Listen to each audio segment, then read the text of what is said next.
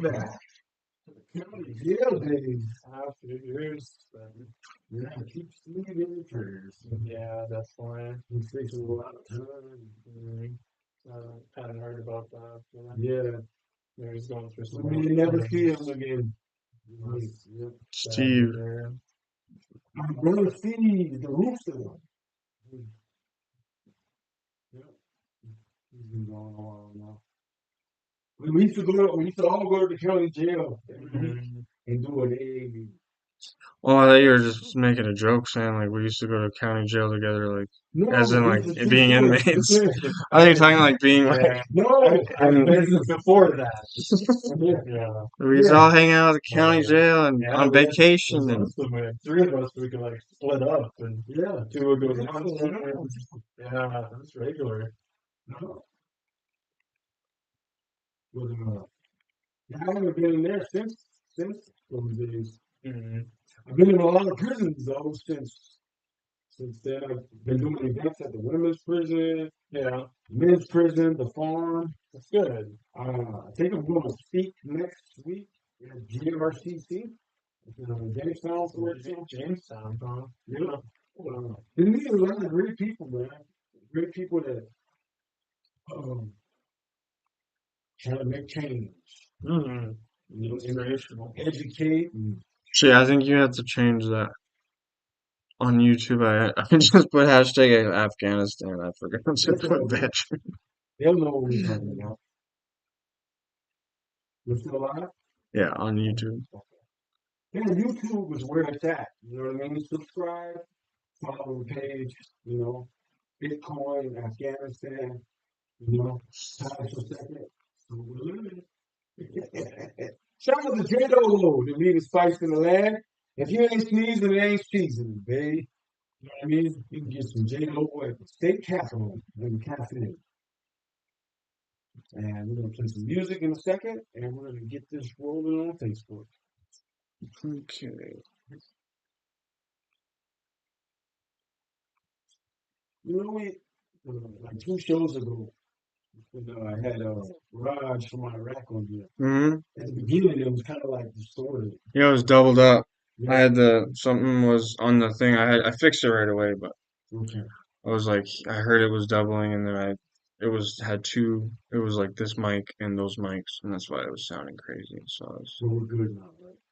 Yes. Okay. Yep. That's daily. Gary Daily. Daily media.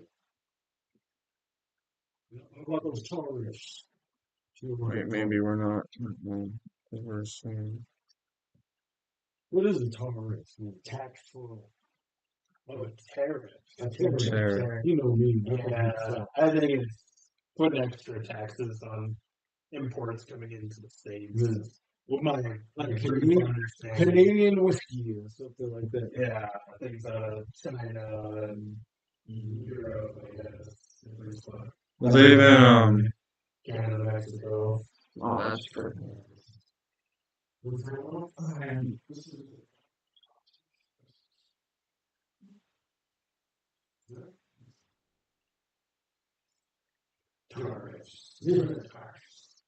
But if you see like the Boston Tea Party, like people getting tarred in feathers. Well, like they had been having tariffs on us, like all these other countries, and so they wanted to. Well, they've been taxing us. They've been tariffing us like crazy, and then we just said we don't have tariffs, so they had reciprocal tariffs. So whereas like you tariffing us on this, we're gonna tariff you on that. So it's like just the same amount.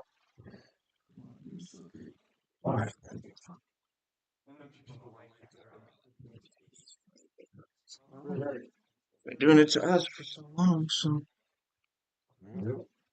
Is this a bliff desk? Yeah, it goes up and down. So cool. I have something kind of similar in the home office. Yeah. Love it. Shout out to Tied for Second Soberly.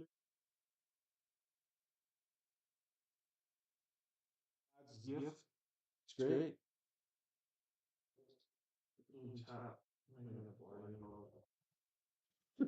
She put a curse on you. You said tap? Snap. Okay. Yeah. And so we're live. And yeah, how's it going, Bart? I'm doing well, Brandon. Glad to be here. My production guy, he's somebody put a rule on him. We're praying for him. His feet is swelling up as we speak. Here he comes. But yeah, it's a great day to be alive and sober and free. Oh, he's back. Okay. Yeah. Tip some blood. Tip some blood. Tap. Are we okay?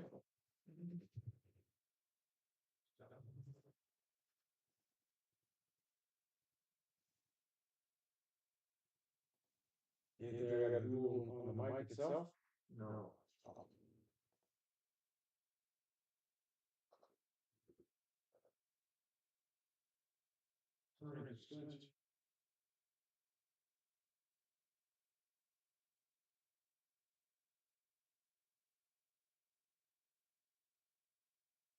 Sober Talk with Brother Brandon, the Raging Cajun. It's the weekend, baby.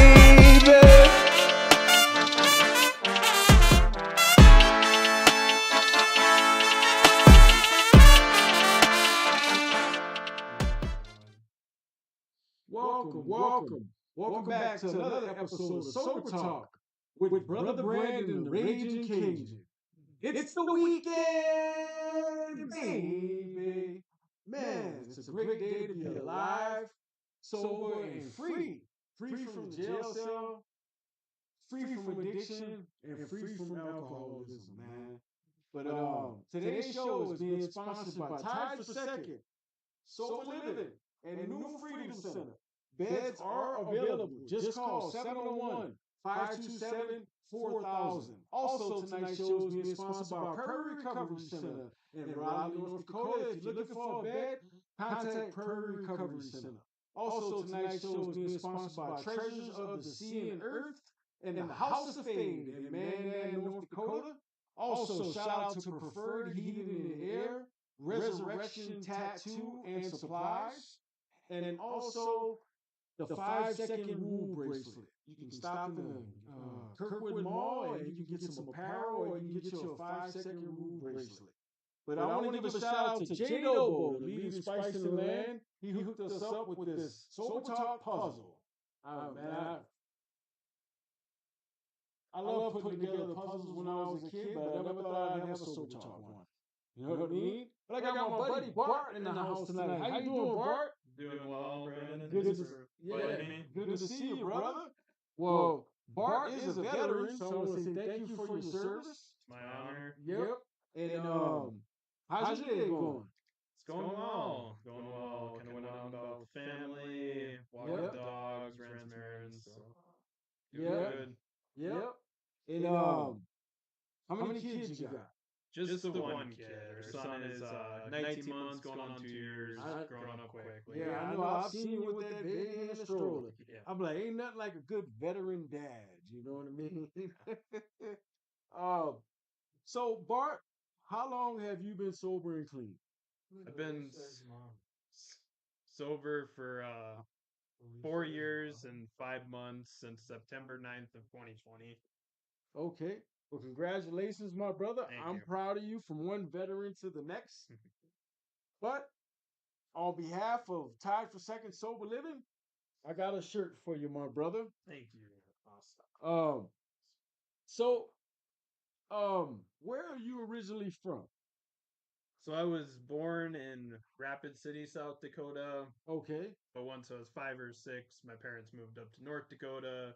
Okay. Dad went to work as an engineer, and then we got a house out in Sterling, so 20 miles east of Bismarck. Grew up most of my What kind life of here. engineer was your dad? He was a mechanical engineer. Mechanical engineer? Yep.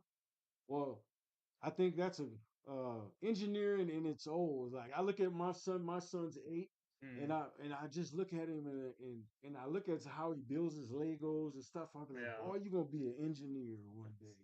A great career field. So how was it growing up in Sterling, North Dakota?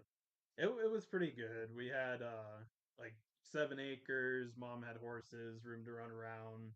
Okay. 2 younger brothers, and just a good middle class, um, like good family upbringing. Right. Lots of dinners, family together, church on Sundays. Like Right. great family time. Mom stayed home quite a bit. And how old were you when you remember first trying drugs and alcohol? So when I first started drinking, I'd say around that, it's kind of 13, 14 was the first drink at a buddy's house. But then a year or two later, I kind of got the license and was driving to high school and back, and then I could kind of get around more of the parties. So probably that 14, 15, 16 for Right. the most part. Um, did your parents drink, or was kind of like this is social, Hmm. or did they drink a lot when you were growing up? They really didn't. My parents are normal drinkers. I've seen my mom. Normies? Yeah, normal normies. They And don't wake up somewhere in a field? no, mom could have, like, I've probably seen my mom drink twice in my life. Hmm. Never got drunk. Dad could have one beer after hard day's work and go to bed, get up early, and do that consistently. Where I'm very different. Right, Yeah. right. Um, how was it at first? Did you just start drinking and blacking out, or was it kind of just like here and there? Hmm. At the football game, or how did it start off? Did it start off slow?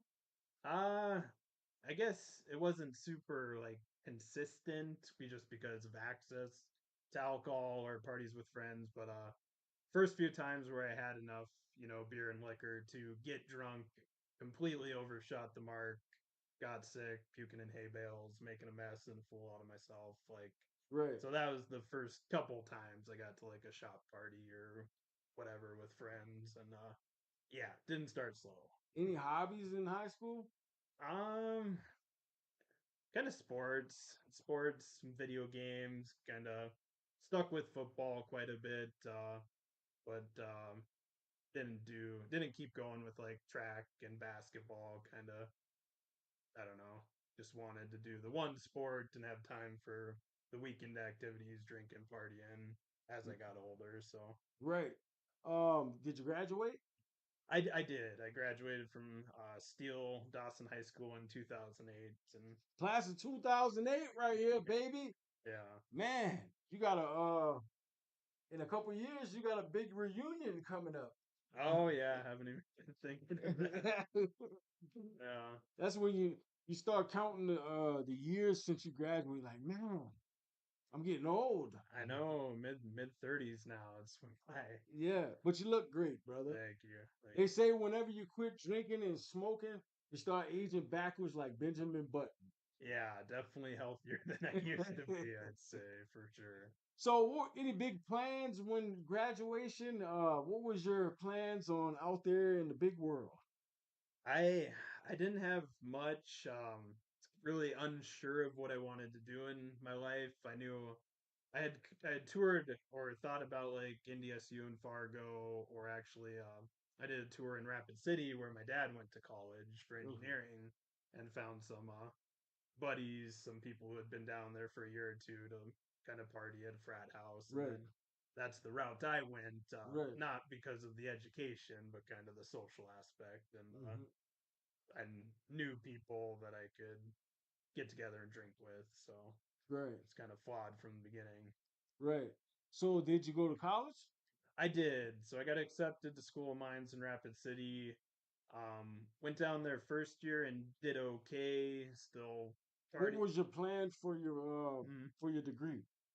So kind of undecided, like the undeclared major. Somewhere in my first year, I decided to go to the civil engineering side, which is more like roads and bridges Right, right, type right. thing. Yeah, I remember civil engineers from when Mm, I was in the Air Force. yeah, I remember they right. had the civil engineer guys. Um, how did you wind up getting in the military? So that was after I flunked out of college. Okay. Do you think it was from drinking? Yeah, yeah, Not focused? absolutely. Just not focused, not there for the right reasons. Second year moved into fraternity house, drank all Okay. the Did time. you join a fraternity? Yeah, yeah, I did. Okay. And then Are you able to talk about what the name of it is?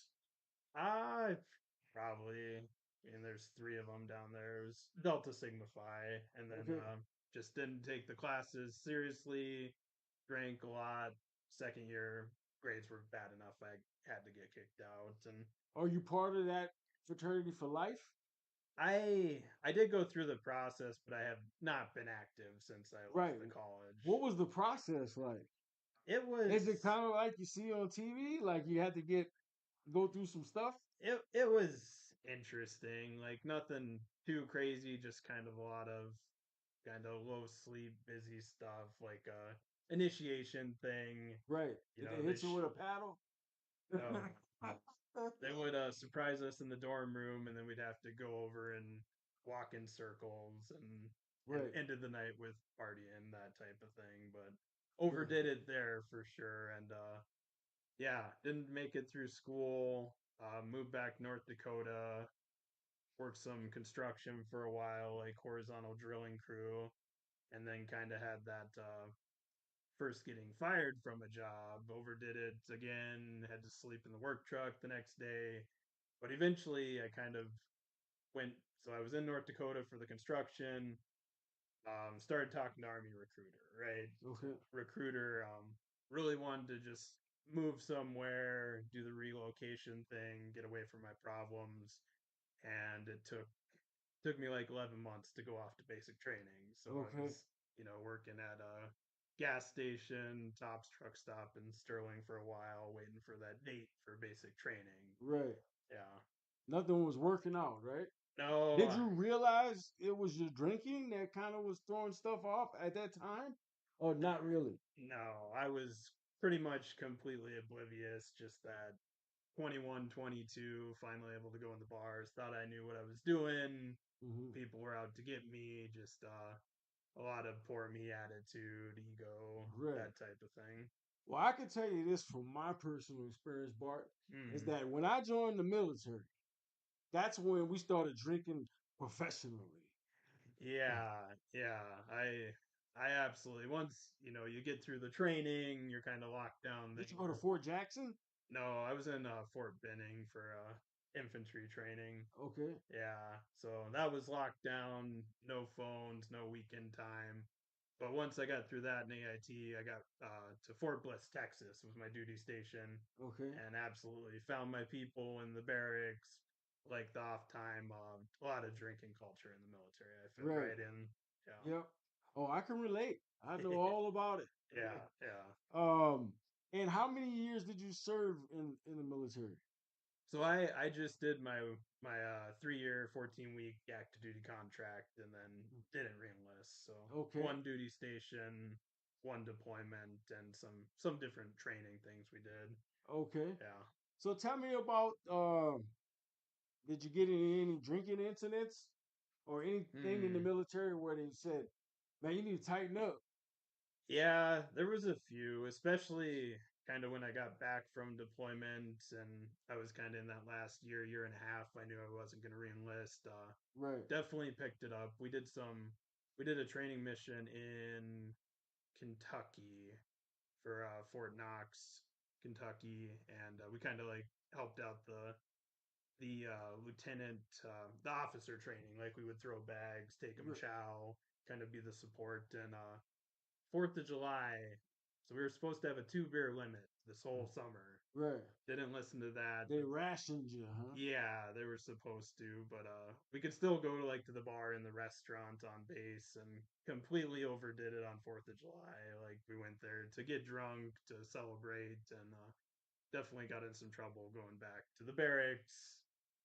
Myself included, was completely at fault, but somebody made a ruckus, and the next morning we're talking to first sergeant and Right. that type of thing. There was a few of those. Where did you deploy to?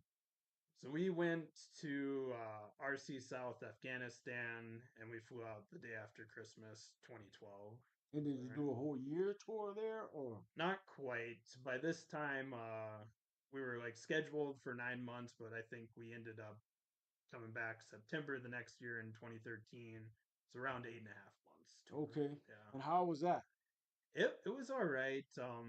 busy, like just working a lot. We did like tower guard rotation. We would, have time to eat and sleep and get our stuff ready, and then we'd go out on patrol with we had like striker. We're a striker units, kind of the big eight-wheeled troop carriers. Right. So it was a lot of just tower guard, patrol, and then back to kind of like sleep and get stuff ready for the next day. So Right.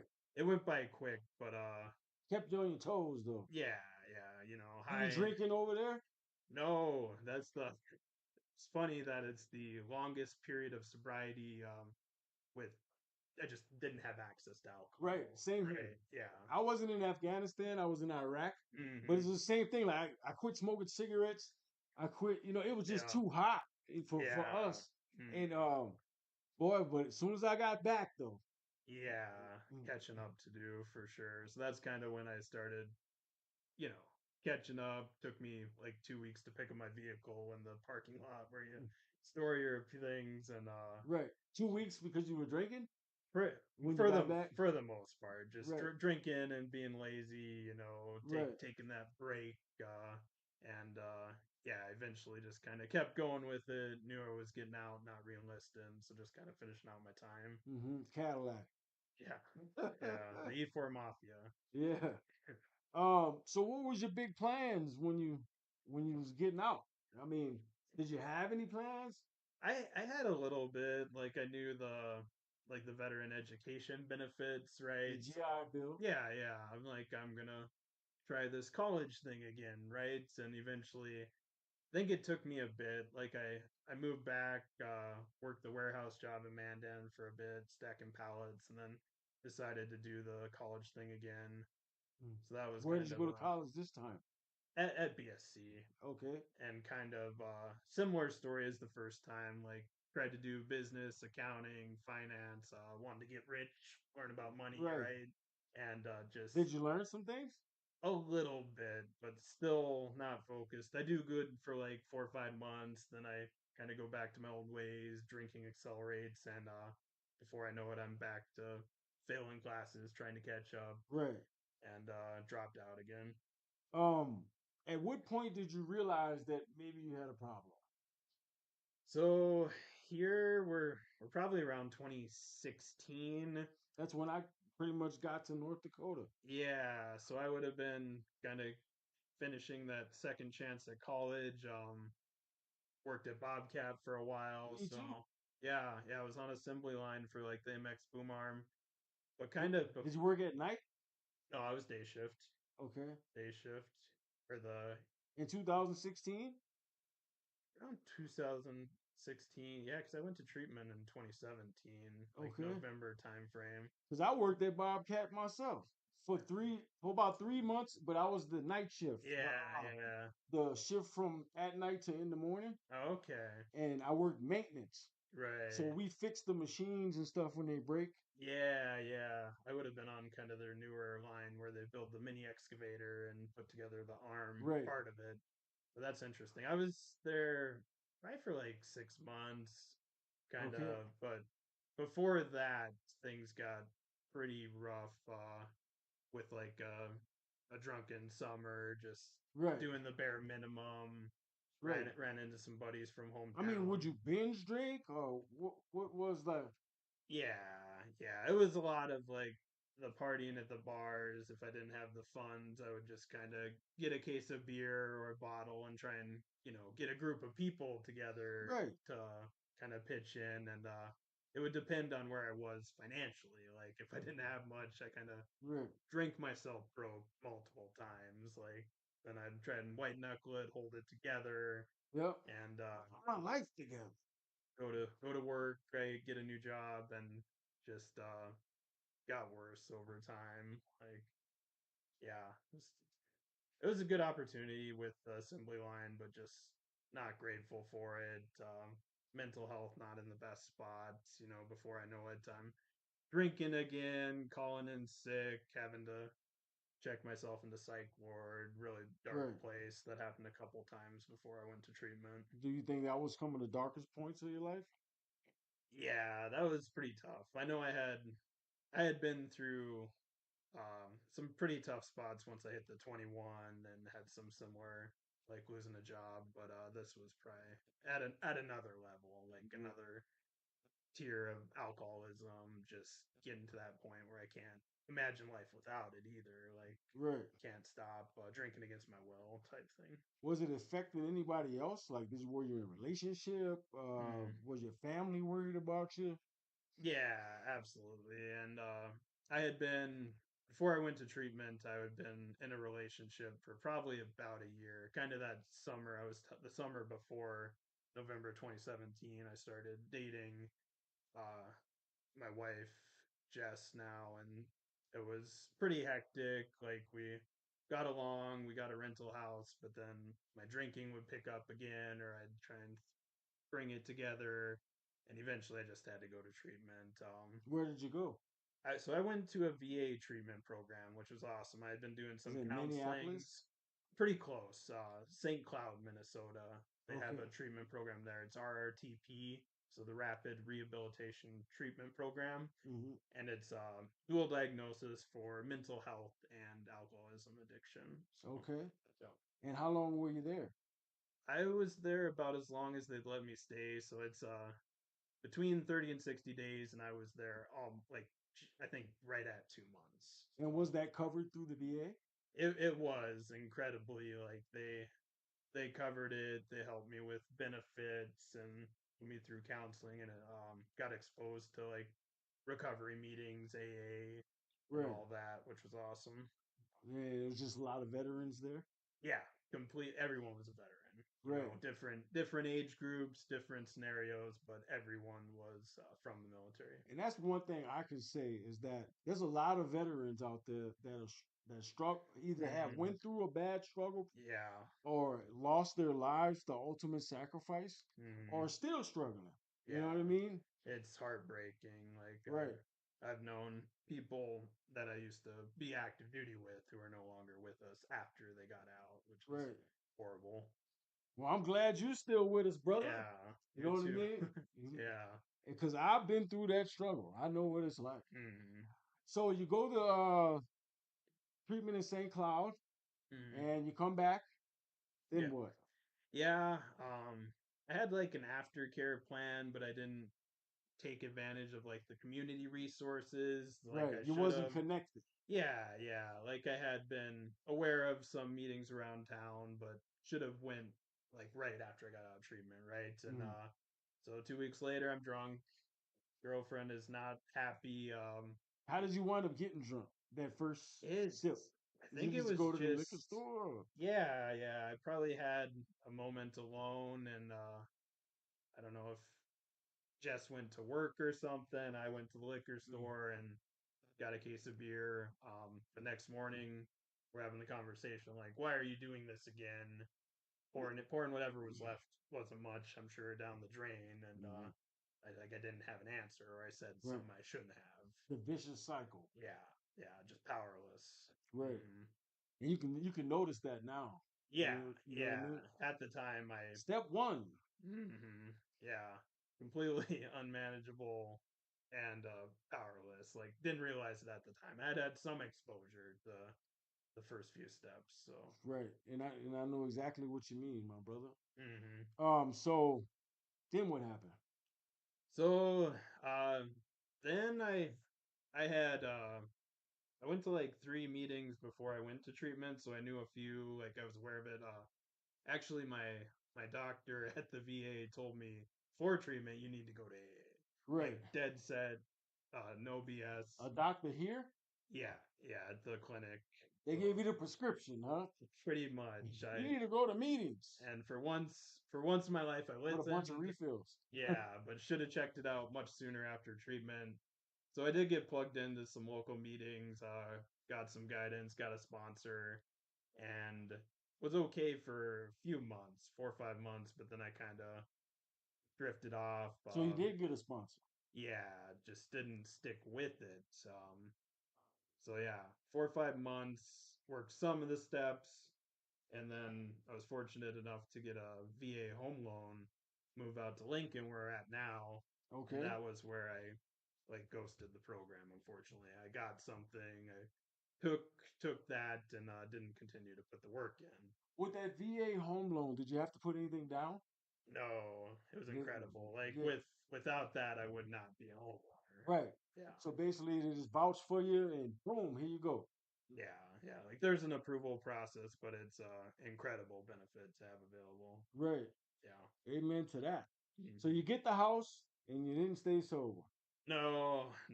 I think This house is tainted. yeah, it was all my fault, of course, but Right.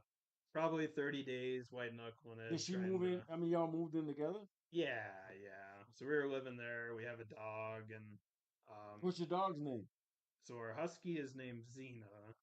She's the oldest one. I got her kind of before that, 8, 9 years ago, and good dog. Just yeah, kind of doing the bare minimum again, like sitting Yeah. in the basement, watching TV, playing video games, Right. avoiding the world, isolating, which is not good for a person like myself. Right. Yeah. And then every 4, 5, 6 months I would relapse. Girlfriend would go out to a concert, I would go to the bar. She'd Hmm. go out with her friends on Halloween, I'd go to the bar in Lincoln type thing. And then Any DUIs? um not at this time. I had one from when I was 18. I got a Okay. DUI and lost my license for a while, but somehow not as an older adult. Right. I couldn't tell you how. And so, you did get another one. No, I never did get another one. Some other incidents and like a wedding in Wyoming got in trouble, but not I don't know. Could have been worse. Like not yet, right? Right. It's always a possibility. Is that no plans to go out in much better place, but you never know. Like I So, what led you up to your first day of sobriety? This because mm, obviously something's working. Because yeah, it's been yeah. you've been holding it together for a minute now. What Mm, led you up to this first day of sobriety? yeah, so around 4.5 years ago, I had unfortunately like tried a different substance. I was smoking weed and to try and stay away from the booze. That didn't work for me either. It Mhm. wasn't you know, They had a great idea, it right? wasn't in moderation. It was definitely from my brain, but yeah, did that for 6, 7 months, just completely, not as destructive, but still not good for me, not healthy, Eating a lot of snacks. not sober. Yeah, right. So around before September 9th, 2020, kind of came back to meetings, sat in the back at a speaker meeting, broke down, couldn't tell you who was talking, but I got a list with a few people to reach out to for sponsors and called one of them and met up and started doing this thing again. Eventually, I had to be honest with him, start a new sober date because I had more time away from alcohol than this other substance, right? But Right. that just didn't sit right with me after a while, hearing other people's stories. Hmm. But then, yeah, kind of was honest about that, threw everything out, and started hitting the meetings more consistently, working with a sponsor, and got plugged in with a good group in town. Like that's a big part of the success where I didn't have like a commitment before. I kind of do the 3 meetings and go to meet with my sponsor, but I wasn't going above that. Right. So you got locked in, you Hmm. feel. Yeah. And was that the big difference this time, you think? That you just got more involved or Hmm. Yeah, I think it definitely helped, and I was fortunate to kind of have the time to really hit a lot of meetings. My girlfriend was working at the time. I was able to focus on my recovery, so that was really a gift. And yeah, just kind of going above and beyond, taking suggestions, right? And not trying to walk away or do my own thing, like trying to get away from the self will, which is right. can be difficult, but definitely got some help. How did you deal with like triggers or situations where Mm, usually you would drink or things like mm. that? How did you deal with that like in your first year? Yeah, that's a great question. I think a lot of like I really had to change my environment. Like I wasn't going to B-dubs to watch football or like Right. going to concerts or You could see anything. before it started, before it happened. Yeah, like if I would have done that in my first few months, I would have been in trouble, right? Just being exposed. Like maybe I went to like a restaurant with family and I order nice water and that type of thing, but just like trying to do the local recovery stuff, hit meetings, uh just get plugged into like church life and that stuff, find different you know, kind of supported people and explore options, take suggestions. I also didn't do a lot of traveling, so I was able to focus on the recovery. That Right. helped, yeah. So I'm guessing your wife now, right? Yeah, we got married. She's a normie. She is. So she's a normal person, normal drinker, and very very supportive. Yeah, we got married in when I was around 9 months sober, May of 21. Congratulations. Thank you, thank you. You got the baby. Yeah. Liam was born in July of 2023, so he's over 19 months now. So Yeah, that'll give you something to stay sober for, right? yeah, definitely motivating. Yeah, he's never seen his dad drunk, which is a miracle for someone like me, and absolutely good Right. reason to keep going. So what's this on your hat? Bitcoin with veterans across it, and you having these Bitcoin gatherings in Mandan. Tell me all about that. Yeah, so I actually kind of started digging into Bitcoin, like reading books and podcasts when I started getting sober for the real, this Okay. 2020 time frame, COVID at home. And then eventually, I think last year or 2023, there was a new podcast that came on my radar, which is Bitcoin Veterans. So Okay. they're really cool. There's like four or five of them, and they just have a weekly podcast where they talk about Bitcoin and veteran stuff, current events, and it's a really cool community. Kind of got plugged in with that with some online like chat groups, and actually went to Nashville for the big conference last summer for Okay. a few days where Was it they was it at the Grand Opry Resort? the Music City Center, with the giant guitar on the Okay. side. Yeah, I just went to a conference in Nashville myself at the Oh, really? beginning of this year. Yep. Yeah, In January, at the end of January. yeah. Not for Bitcoin. It was for Generax. Right. So what are your thoughts on Bitcoin? Like, I don't really know nothing about nothing, but Hmm. have you studied it enough to understand it? I think I have a good grasp on it. It's been 3 4 years at least, and big thing with it is that it has a limited supply. So if we think of, most normal forms of money have a central bank and they have the ability to increase the money Yeah, supply. it's unlimited. Right. So they can turn on the money printer, which devalues everyone's savings, and that's why, partial reason why costs go up, right? Right, But with Bitcoin, it is a limited supply, which can be verified by an individual. So Bitcoin has only 21 million, and it's been the same total supply as 16 years ago when it started, so it hasn't changed. right. So it's Yeah. gonna hold its value. Right. So it definitely hits the store of value function of money, and then it's also like digitally native, so it's built for the internet, right? It's highly transferable or portable. It can go from this side of the globe to the other side of the globe in seconds and much cheaper, Mhm. yeah, for fees and that kind of deal compared to card networks where it's like 3 or 4%. So what's this group or these events you're having in Mandan? Are you having them or a group of people? Yeah, so I know you got one coming up, right? right. There's a few of us. So we do a monthly Bitcoin meetup where it's educational focused. So we talk about what we're talking about right here. It's called Bismarck Bitcoin Meetup. We have a Facebook page and we meet on the fourth Saturday of the month Okay, at the Innovation Barn, like you're talking about in Mandan. So yeah, March 22nd will be the next one, 2 to 4 p.m. okay. It's usually is that during the week? No, it's on a weekend, so Saturday Okay. afternoon, 2 to And 4. anyone can show up? Yeah, it's free to the community, no charge, and I'm just passionate I organize it because I want to get together with like-minded people or people who are interested about learning more. And we kind of go through this. It's like a workbook that's made by educators across the globe. So we go through a chapter about like history of money, then we get into more Bitcoin stuff and talk about current events, markets, do some networking. Like it's not just all teaching, it's Right. open discussion. Yeah. Well, I'm gonna have to check that out. Did one person invent Bitcoin?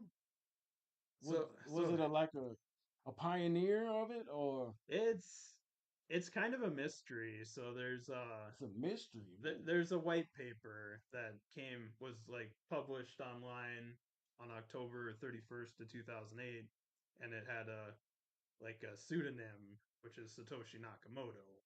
So it's to this day still no one has discovered who that person is or group of people, but it's widely believed that that person like kind of discovered it or put together a lot of pieces of technology. Was that Japanese you just said? It's nobody knows. Like it's kind of a Japanese name, but maybe the person was from the US or the UK. There's like a little hint in the first Bitcoin block Oh, that so says it's a mystery. yeah. I mean there's been documentaries where people have ideas, but no one has been able to prove this Oh, person's So did they identity. invent blockchain or? No, that had been a technology previously, but this is really the first like functional example or technology that utilizes it in I guess, a constructive way or that has lasted for this long that I'm aware of. But that's the public ledger side, right? Where you can verify yourself on the blockchain that there's 21 million and see addresses. Like it's a lot more transparent than the traditional very banking system. very interesting. Yeah. Well, when is that meeting again? Every what day of the month? This month? So this month we're meeting on March 22nd, which is a March 22nd Saturday. at the Innovation Barn, Yeah, 2 to 4 2 to 4 p.m. in Mandan, North Dakota. Yes. Mark the calendar. Yeah, But got it. that's Welcome to the meetup. Yeah, yeah, I mean that's great, brother. thank you. It's better than drinking your life away. Yeah, gotta have some productive, interesting hobbies and Right. put some energy into them, right? Like your show that you do is Right. an inspiration. Yeah, so me and Bart actually met. Well, I think we've known from the meetings and just Mhm. the recovery community, but we actually some years ago we used to go to the county jail right here in Burley every week and do an Alcoholics Anonymous meeting. Mhm. We used to host at the county jail every week for a while. So so me and Bart and he's a veteran, I'm a veteran, Mhm. and so we kind of clicked up a little bit, you Mm. know? Yeah. And from what you're telling me, we might be clicking up a little more, you know? Yeah. Yeah. Be So cool. so Bart, if you could visit anywhere in the world, where would it be? Oh, that'd be interesting. We might have to stick with Bitcoin. There's a country in South America called El Salvador. Yep, They heard of made it. they made Bitcoin legal tender in 2021, and it's a pretty big tourist destination, especially from Okay. people. So you can go I there. heard it's Like dangerous there though. so, it's changed quite a bit since It this, has? since they got a new president and really um, kind of beefed up the military, changed a lot of the gang situation, and it's from my what I've heard past few years, it's much So safer. you said that in El Salvador it's legal tender? What Yes, does that mean? that means the government recognizes Bitcoin as a form of money legally. Here too, right? No, not here Not yet. here? No.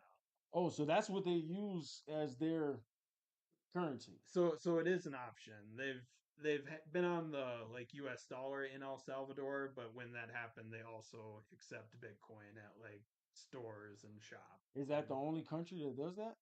There there might be one or two more, but it was the first that I'm aware But of. not here. It's still not here. Not here. There's been some updates with like states exploring legislation for a strategic Bitcoin reserve, Right. kind of a treasury reserve asset. And I think there was an executive order from the president like today or yesterday for the U.S. holding Bitcoin and not selling it, which is what I would personally recommend. It's a long-term savings technology. Okay.